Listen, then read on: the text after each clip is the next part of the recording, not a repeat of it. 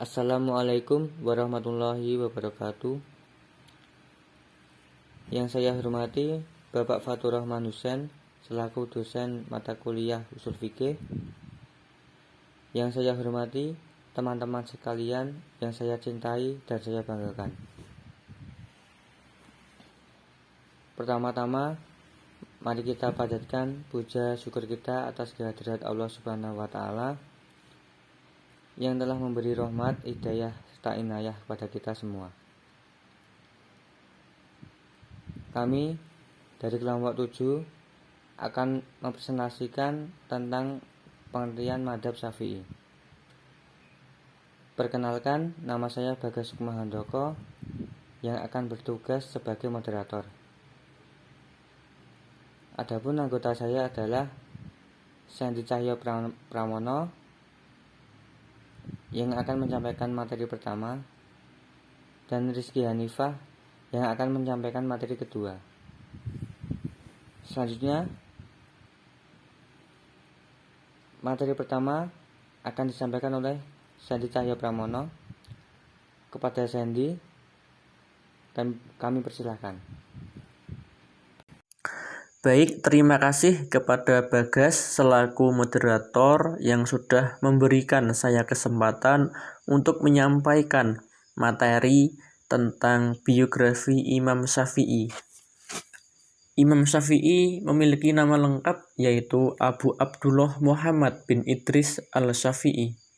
Ia juga sering dipanggil dengan nama Abu Abdullah karena salah seorang putranya bernama Abdullah.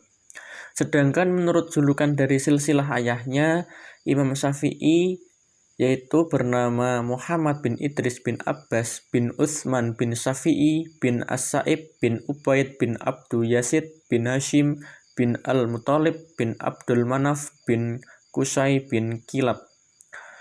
Imam Syafi'i lahir pada tahun 150 Hijrah, yaitu dilahirkan di Gaza, sebuah kota kecil di Laut Tengah. Imam Syafi'i meninggal pada umur 55 tahun atau sekitar tahun 204 Hijrah, yaitu pada hari Kamis malam Jumat setelah sholat maghrib di bulan Rajab, bersamaan dengan tanggal 28 Juni 819 Hijrah di Mesir. Imam Syafi'i adalah salah satu ulama yang terkenal. Setiap orang yang memperhatikannya akan tertarik untuk mengetahui lebih dalam kepribadiannya, perilakunya, serta peninggalannya yang telah membuat orang yang memperhatikannya akan menghormati, memuliakan, dan mengagungkannya. Imam Syafi'i yaitu adalah ulama yang mujtahid, yaitu ahli ijtihad di bidang fikih. Dan Imam Syafi'i merupakan salah seorang dari 4 imam mazhab yang terkenal dalam Islam. Berkat keluasan dan jauhnya jangkauan pemikirannya dalam menghadapi berbagai masalah yang berkaitan dengan ilmu dan hukum fikih menempatkannya menjadi pemersatu semua imam. Imam Syafi'i sempurnakan permasalahannya dan ditempatkannya pada posisi yang tepat dan sesuai, sehingga menampakkan dengan jelas kepribadiannya yang ilmiah.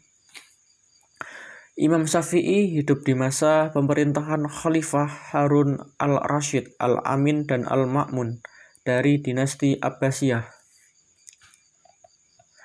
Setelah menjadi ulama besar dan memiliki banyak pengikut, Imam Syafi'i dikenal dengan nama Imam Syafi'i dan mazhabnya yang bernama Madzhab Syafi'i. Nah, kata Syafi'i ini dikaitkan dengan nama kakek ketiganya, yaitu yang bernama Syafi'i bin Al-Sa'ib. Ayahnya bernama Idris bin Abbas bin Utsman bin Syafi'i bin Al-Sa'ib bin Abdul Manaf, sedangkan nama ibunya adalah Fatimah binti Abdullah binti Al-Hasan bin Husain bin Ali bin Abi Thalib. Dari garis keturunan ayahnya, Imam Syafi'i bersatu dengan keturunan Nabi Muhammad SAW. Dengan demikian, kedua orang tuanya berasal dari bangsawan Arab Quraisy. Berdasarkan keturunan yang disebutkan di atas, maka Imam Syafi'i menganggap dirinya dari orang yang dekat kepada Rasulullah. Bahkan Imam Syafi'i dari keturunan Zawil Kubro yang berperang dengan Rasulullah Shallallahu Alaihi Wasallam di zaman jahiliyah dan di zaman Islam. Imam Syafi'i adalah orang yang rajin dalam mencari ilmu. Dengan kegigihannya di usia yang sangat muda, yaitu 9 tahun, dia sudah bisa menghafal Al-Quran. Selain itu, juga dia hafal beberapa hadis. Diriwayatkan bahwa karena kemiskinannya, Imam Syafi'i nyaris tidak bisa menyiapkan segala perlengkapan belajar yang diperlukan. Jadi Imam Syafi'i terpaksa mencari kertas yang sudah tidak terpakai atau sudah dibuang, tetapi masih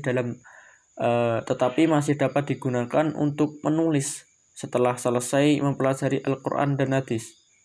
Imam Syafi'i melengkapi ilmunya dengan mempelajari bahasa dan sastra Arab. Untuk itu, ia pergi ke pedesaan dan bergabunglah dengan Bani Uzail, yaitu suku Arab yang paling fasih dalam berbahasa.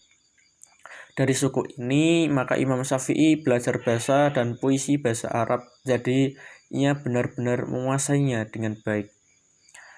Mungkin itu yang bisa saya sampaikan mengenai biografi Imam Syafi'i. Selanjutnya saya kembalikan kepada moderator. Terima kasih Saudara Sendi Cahyo Pramono atas penyampaian materi pertama. Selanjutnya, untuk materi kedua akan disampaikan oleh Saudari Rizky Hanifah. Kepada Saudari Rizky Hanifah, kami persilahkan. Baik, terima kasih kepada moderator yang telah memberikan kesempatan kepada saya untuk menyampaikan materi yang selanjutnya. Materi yang selanjutnya yaitu riwayat keilmuan dari Imam Syafi'i. Dalam masa pencarian ilmunya, Imam Syafi'i pun kerap melakukan perantauan. Beberapa daerah yang pernah disambangi oleh Imam Syafi'i antara lain adalah Mekah, Madinah, Yaman, dan juga Irak. Di Mekah, Imam Syafi'i berguru fikih kepada mufti di sana, Muslim bin Khalid Az-Zanji, sehingga beliau mengizinkannya memberi fatwa ketika masih berusia 15 tahun. Demi beliau merasakan manisnya ilmu, maka dengan taufik Allah dan hidayahnya, beliau mulai senang mempelajari fikih setelah menjadi tokoh dalam bahasa Arab dan syairnya. Remaja yatim ini belajar fikih dari para ulama fikih yang ada di Makkah, seperti Muslim bin Khalid Az-Zanji yang waktu itu berkedudukan sebagai mufti Makkah. Kemudian beliau juga belajar dari Daud bin Abdurrahman Al-Attar, juga belajar dari pamannya yang bernama Muhammad bin Ali bin Syafi'i, dan juga menimba ilmu dari Sufyan bin Uyainah. Guru yang lainnya adalah fikih, ialah Abdurrahman bin Abi Bakar Al-Mulaiki, Sya'id bin Salim, Fudail bin Al-Ayat, dan masih banyak lagi dan lainnya.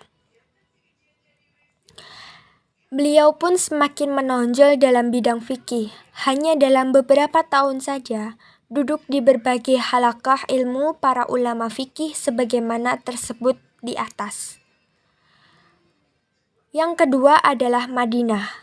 Beliau pergi ke Madinah dan berguru fikih kepada Imam Malik bin Anas. Beliau mengkaji kitab Muwatta kepada Imam Malik dan menghafalnya dalam 9 malam. Imam Syafi'i meriwayatkan hadis dari Sufyan bin Uyainah, Fudail bin Iyal, dan pamannya Muhammad bin Syafi'i. Di majelisnya ini, Imam Syafi'i menghafal dan memahami dengan cemerlang kitab karya Imam Malik yaitu Al-Muwatta. Kecerdasannya membuat Imam Malik amat mengaguminya. Sementara itu, Asy-Syafi'i sendiri sangat terkesan dan sangat mengagumi Imam Malik dan Imam Sufyan bin Uyainah di Mekah. Yang ketiga adalah Yaman. Imam Syafi'i kemudian pergi ke Yaman dan bekerja sebentar di sana. Disebutkanlah sederet ulama Yaman yang didatangi oleh beliau seperti Mutarif bin Mazin, Hisham bin Yusuf al-Qadali, dan banyak lagi yang lainnya. Dari Yaman, beliau melanjutkan tur ilmiahnya ke kota Baghdad di Irak, dan di kota ini beliau banyak mengambil ilmu dari Muhammad bin Al-Hasan, seorang ahli fikih di negeri Irak. Beliau mengambil ilmu dari Ismail bin Ulayyah dan Abdul Wahhab As-Sakafaki, dan masih banyak lagi yang lainnya. Dan berikut ini adalah murid-murid terbaik dari Imam Syafi'i yang meriwayatkan qaul qadim, dan saya akan memaparkan beberapa di antaranya. Yang pertama adalah Al-Hasan Az-Zafarani. Beliau memiliki nama lengkap Al-Hasan bin Muhammad Abu Ali Al-Baghdadi Az-Zafarani. Ibnu Hibban dalam kitab As-Siqat berkata, beliau adalah periwayat bagi Asy-Syafi'i. Beliau termasuk periwayat yang paling kuat atau kokoh dari Asy-Syafi'i. Sebagaimana dinyatakan oleh Imam Al-Mawardi, pernah suatu ketika para imam hadir di majelisnya Imam Syafi'i. Di antara mereka adalah Imam Ahmad bin Hambal dan Abu Syaur. Akan tetapi Imam Asy-Syafi'i memilih Al-Hasan Az-Zafarani sebagai pembaca untuk beliau. Murid yang kedua adalah Imam Ahmad bin Hambal. Memiliki nama lengkap Abu Abdillah Ahmad bin Muhammad bin Hambal bin Hilal Asy-Syaibani. Lahir pada tahun 164 Hijriah dan wafat pada hari Jumat pada bulan Rajab tahun 241 Hijriah. Murid yang ketiga adalah Abu Sahur Al-Kalbi. Memiliki nama lengkap Ibrahim bin Khalid bin Abil Yaman. Ada yang menyatakan kunyah beliau Abu Abdillah.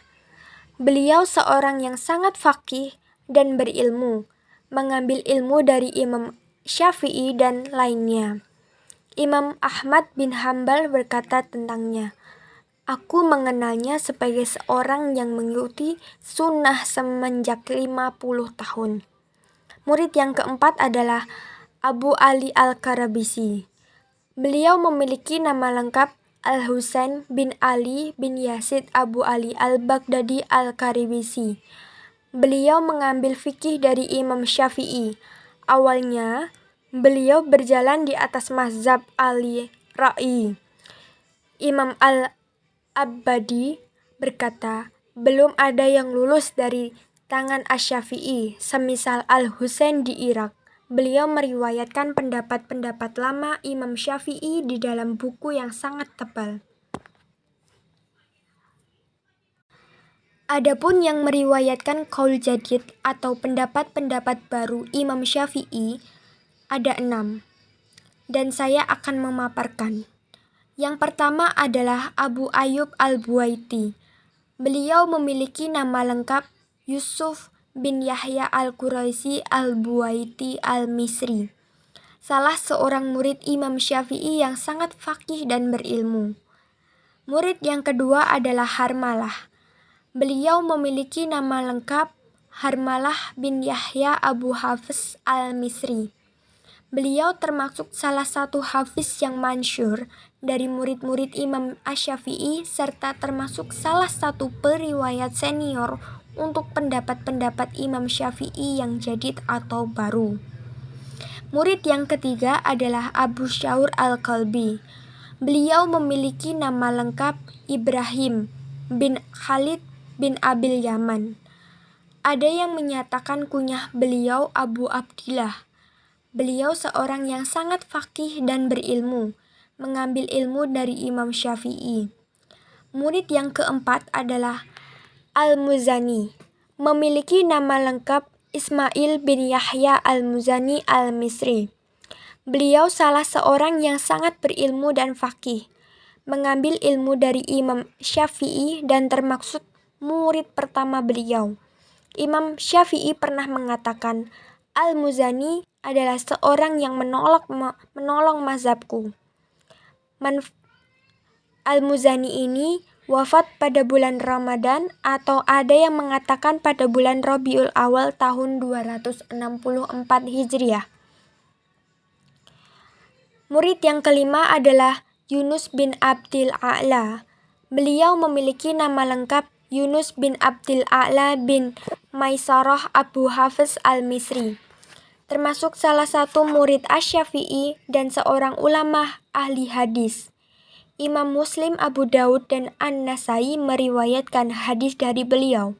Imam Az-Zahabi berkata, kepemimpinan ilmu di Mesir telah terhenti kepadanya. Yunus bin Abdil A'la ini wafat pada bulan Rabiul Awal tahun 264 Hijriah. Imam Syafi'i juga memiliki banyak kecerdasan. Di antaranya adalah yang pertama, Imam Syafi'i adalah seorang ahli dalam bahasa Arab, sastra, syair, dan sajak. Ketika beliau masih remaja pada usia 15 tahun, telah diakui oleh para ulama ahli syair. Kecerdasan dalam menyusun dan kata-kata yang indah dan menarik serta menjadi nilai tinggi, menggugah hati para ahli sastra Arab, sehingga tidak sedikit ahli syair pada saat itu berguru kepadanya. Kecerdasan yang kedua adalah Imam Syafi'i di bidang fikih. Dibuktikan dengan kenyataan ketika berusia 15 tahun, beliau sudah ahli dalam ilmu fikih di Mekah dan telah masuk dalam majelis fatwa, dan bahkan lebih tegas lagi beliau disuruh duduk di kursi mufti. Kecerdasan yang ketiga adalah kecerdasan Imam Syafi'i dalam bidang hadis dan ilmu tafsir. Dapat dilihat ketika beliau masih belajar dengan Imam Sufyan bin Uyainah di kota Mekah. Saat itu, beliau bisa dikatakan ahli tafsir. Sebagai bukti, jika Imam Sufyan bin Uyainah pada saat mengajar tafsir Al-Quran menerima pertanyaan tentang tafsir agak sulit, guru besar itu segera berbalik dan memandangnya terlebih dahulu, lalu berkata kepada orang yang bertanya, "Kamu harus bertanya, pemuda ini," sambil menunjuk ke kursi Imam Syafi'i. Lalu materi yang selanjutnya adalah metode ijtihad dan karakter mazhab Imam Syafi'i. Yang pertama adalah Al-Quran. Imam Syafi'i selalu menggunakan nas-nas Al-Quran setiap kali mengeluarkan pendapatnya. Sesuai metode yang digunakannya, yaitu deduktif. Yang kedua adalah sunnah Rasul Asy-Syafi'i, mempertahankan hadis ahad selama perawinya kepercayaan, kokoh ingatan dan bersambung sanadnya kepada Rasul. Beliau tidak mensyaratkan selain daripada itu. Lantaran itulah beliau dipandang pembela hadis. Beliau menyamakan sunnah yang sahih dengan Al-Quran. Yang ketiga adalah ijma. Mereka memandang baik suatu permasalahan yang tidak tercantum dalam Al-Quran maupun sunnah secara eksplisit atau tekstual. Yang keempat adalah qiyas, merupakan upaya menemukan sesuatu yang dicari melalui dalil sesuai dengan kabar yang ada pada nas. Dari pemaparan di atas, dapat ditarik kesimpulan bahwa qaul qadim atau pendapat lama Imam Syafi'i adalah pendapat-pendapat beliau saat masih tinggal di Baghdad atau Irak. Sedangkan qaul jadid merupakan pendapat barunya. Pendapat-pendapat beliau yang menyatakan saat telah pergi ke Mesir. Beberapa contoh tentang qaul qadim dan qaul jadid. Yang pertama adalah air yang terkena najis. Memiliki qaul qadim, air yang kurang dari 2 kulah tidak dikategorikan air mutanajis. Selama air tidak berubah, qaul jadid, air yang sedikit dan kurang dari 2 kulah atau kurang dari ukuran yang telah ditentukan tidak dikategorikan air mutanajis. Apakah air itu berubah atau tidak? Contoh yang kedua adalah zakat buah-buahan. Memiliki qaul qadim, yaitu wajib mengeluarkan zakat buah-buahan walaupun yang tidak tahan lama. Qaul jadidnya adalah tidak wajib mengeluarkan zakat buah-buahan yang tidak tahan lama. Yang ketiga adalah membaca talbiyah dalam tasawuf. Memiliki kaul qadim, yaitu sunnah hukumnya membaca talbiyah dalam melakukan tawaf. Kaul jadidnya adalah tidak sunnah membaca talbiyah dalam melakukan tawaf. Rekan-rekan, demikian pemaparan materi yang dapat saya sampaikan. Selanjutnya, saya kembalikan kepada moderator. Terima kasih. Terima kasih Saudari Rizky Hanifah atas penyampaian materi kedua. Cukup sekian yang dapat kami sampaikan. Kurang lebihnya mohon maaf. Wassalamualaikum warahmatullahi wabarakatuh.